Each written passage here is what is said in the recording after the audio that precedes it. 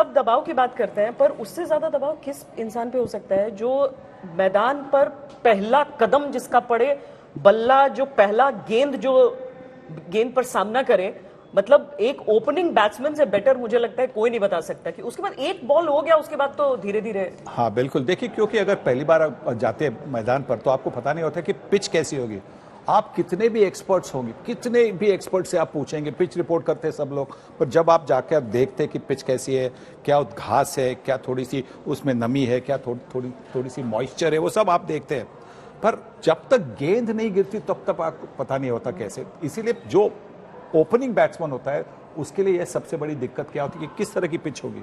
अगर वो पहली 2-3 गेंदें खेले पहली एक ओवर के बाद में, फिर कॉन्फिडेंस आपको लगता है कि जो पहली बॉल है वो सबसे भारी होती है, फर्स्ट बॉल सबसे, और वो आपने झेला भी है। 1975 में अगर मैं आपको लेकर चलूं, इंडिया की ओर से वर्ल्ड कप में पहला बॉल अगर किसी ने, तो वो आप थे, बिल्कुल पहली बैटिंग की थी आपने। हाँ, तो वो दबाव क्या था? इधर ही बात करें, पहले मैच की इधर ही बात करते।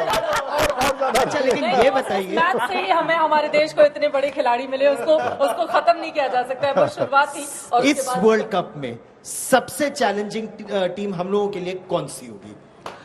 मुझे लगता है सबसे चैलेंजिंग टीम होगी इंग्लैंड, क्योंकि इंग्लैंड के पास जबरदस्त ऑलराउंडर है। आपने अगर 1983 टीम 2011 की टीम अगर देखी, जो मतलब भारतीय टीमें जो जीती, उनके पास जबरदस्त ऑलराउंडर थे। तो इंग्लैंड के पास वैसे है, इंग्लैंड के पास गेम चेंजर्स है, आपके पास बेन स्टोक्स है, उनके पास सैम करन है, लियम लिविंगस्टन है। तो ऐसे खिलाड़ी है जो बल्लेबाजी कर सकते हैं, बॉलिंग कर सकते हैं और गेम को पलटा सकते हैं। तो मुझे लगता है कि अभी डिफेंडिंग चैंपियन भी है। अब हाँ, मैं जानता हूँ कि पहले मैच में उन्होंने अच्छा नहीं किया, पर फिर भी मुझे लगता है कि वो सबसे डेंजरस टीम होगी। सर में एक और वजह है, अगर शुभमन गिल का ये वर्ल्ड कप अच्छा हो गया तो इंडिया जीत रहा है। पूछिए क्यों? नहीं सनी भाई को एक बार पूछिए क्यों? 83 में सबसे अच्छा वर्ल्ड कप किसका था? कपिल देव। वो कौन से शहर से थे? चंडीगढ़ से। 2011 में सबसे जबरदस्त परफॉर्मेंस किसकी थी? युवराज सिंह। वो कहां से थे? चंडीगढ़ से। शुभमन गिल कहां से है? शुभमन गिल है मोगा या कहीं। नहीं मोगा से नहीं। देखो ये कुछ अपना भी कनेक्शन जोड़ना ये चंडीगढ़ है तो कनेक्शन जोड़ना देखिए, मुझे तो बिल्कुल आप जोड़ रहे हैं। मुझे सिर्फ एक ही नाम सुनाई देता है, वो है इंडिया।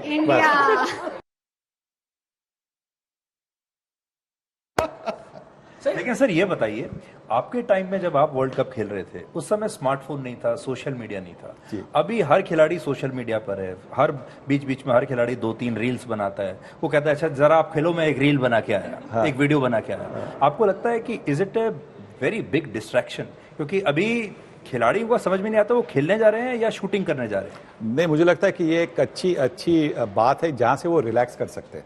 जब आप पर दबाव होता है तो अगर आप शाम को बैठे अपने कमरे में, और ये शायद मुझे लगता है कि शायद एक थोड़ी सी एक दिक्कत है, क्योंकि जब हम खेलते थे तो रूम हम शेयर करते थे, तब मतलब किसी के साथ बात करने का, किसी के साथ अगर आप टेंशन की बात हो वो आप उस बात कर सकते थे। आप सबके पास एक सिंगल रूम होती है, तो सिंगल रूम होती है तो तब आप नर्वसनेस कैसे उसका सामना कैसे करें? मुझे लगता है रील करें।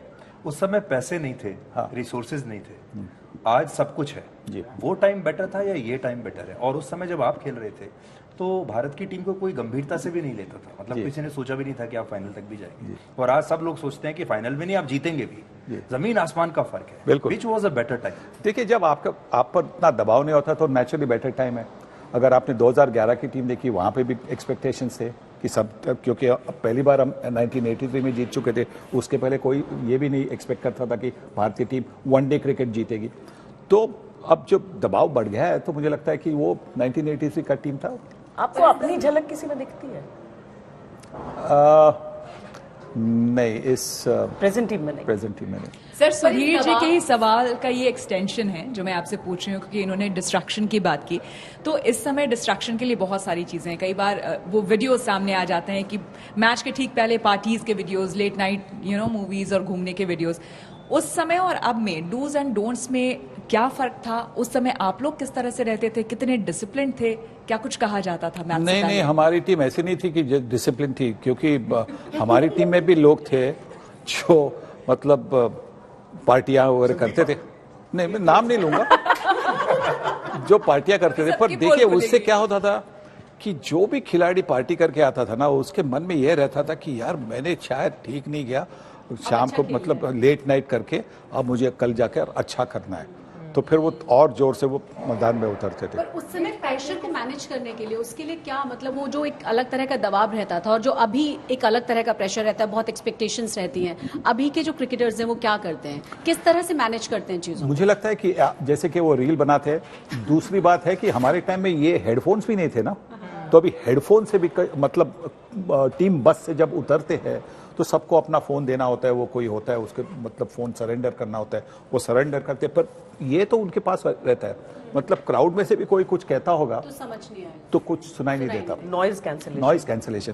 तो सबसे मतलब प्रॉब्लम जब होती है कि आप रूम सर्विस के लिए भी अगर आप कुछ मांगेंगे, सुबह ब्रेकफास्ट मांगेंगे, आप शायद रेस्टोरेंट में नहीं जाना चाहेंगे क्योंकि आसपास बाकी लोग होंगे, पर रूम सर्विस भी जो आपको डिलीवर करता है वो बोलता है सर आज टिकट मिलेगी, या सर आज आपको 100 रन बनाने, वो थोड़ा सा दबाव बनता है, पर अगर आप झेल नहीं सकते तो फिर आप भारत के लिए खेलना आपको ये जो उम्मीदें हैं, इसी से जुड़ा हुआ एक सवाल मुझे याद आता है। 20 फरवरी 1985 आपके बेटे का बर्थडे था और उस समय आप उसके पहले जब आप जा रहे थे क्रिकेट खेलने के लिए तो आपने पूछा था कि क्या गिफ्ट चाहिए आपको, तो उनकी ओर से कहा गया था कि शून्य पे आउट नहीं होना। क्या है वो क्या किस्सा है, क्या कहानी है? क्योंकि दबाव का वो अलग ही दौर रहा होगा जब बेटे का बर्थडे हो और आपको बर्थडे के दिन खेलना हो और वो कहे कि शून्य पे आउट नहीं होना है। जी, वो 1985 वर्ल्ड चैंपियनशिप ऑफ क्रिकेट थी, पहली मैच पाकिस्तान के खिलाफ, तो मैंने उससे पूछा क्या बर्थडे गिफ्ट चाहिए, तो उन्होंने ये नहीं कहा कि मुझे इंडिया की विक्ट्री चाहिए, वो कहते कि आप मुझे 0 का बर्थडे गिफ्ट मत दीजिए। तो कभी कभी ये होता है कि देखिए मुझ पर तो वो हमेशा दबाव रहा है, और आपने 57 रन बनाए थे उस समय? 57 रन, पर हर गेम में मेरे दिमाग में यही चलता था कि ये मेरा नाम है ना, हाँ। सुनील, वो नील तो होना नहीं चाहिए। पर मुझे आपके बारे में सबसे अच्छी बात जो लगती थी वो ये थी कि आप कभी हेलमेट नहीं पहनते थे। अरे अंदर कुछ नहीं था प्रोटेक्ट करने के लिए। एक सवाल मैं जानना चाहूंगी, तितलियां मैंने कहा तितलियां, बटरफ्लाइज, हाँ बटरफ्लाई तो होती है, बिल्कुल होनी चाहिए, मतलब तितलियां, हाँ बिल्कुल, पेट में नहीं, हाँ दूसरी बाहर, पेट के बाहर जो आपके आसपास मंडरा रही हो, हाँ, तो वो सिर्फ आके फुर्र करके निकल जाती थी। आपने तमाम टीमों के साथ मैच, नहीं, बहुत सारी टीमों के साथ मैच खेले हैं, बेस्ट आपका कौन सी टीम के साथ मैच रहा? और अगर हम आज की डेट की बात करें, हम मान के चल रहे हैं कि इंडिया फाइनल में पहुंचेगी, और फाइनल में आप इंडिया वर्सेस विच टीम, किसको देखना चाह रहे हैं? मैं चाहूंगा कि इंडिया वर्सेस इंग्लैंड फाइनल हो, क्योंकि डिफेंडिंग चैंपियंस को अगर आप हरा सकते हैं, जैसे कि हमने 83 में किया था, वेस्ट इंडीज डिफेंडिंग चैंपियन थी, 2 बार इसके पहले जीत चुकी थी, हैट्रिक के लिए देख रही थी, तो डिफेंडिंग चैंपियंस को जब आप हराते हैं तो फिर आनंद और ज़्यादा बढ़ जाता है, और इसलिए अब इस बार इंग्लैंड डिफेंडिंग चैंपियन है, तो फाइनल अगर इंग्लैंड के खिलाफ हो तो अच्छा रहेगा। और आपकी फेवरेट टीम? मेरी फेवरेट टीम मतलब इस टूर्नामेंट के लिए अगेंस्ट वेस्ट इंडीज। 1300। और बताइए आज वेस्ट इंडीज ही नहीं है वर्ल्ड कप में। देखिए वेस्ट इंडीज है नहीं, बहुत दुख लगता है, पर डिजर्व नहीं करती, नेदरलैंड डिजर्व करती। वर्ल्ड कप की तैयारी बिल्कुल अलग होती है किसी और चैंपियनशिप से, किसी और तरह के लिए। किस तरह से वर्ल्ड कप के लिए तैयारी करते हैं, मेंटली और डाइट वाइज, एक्सरसाइज वाइज?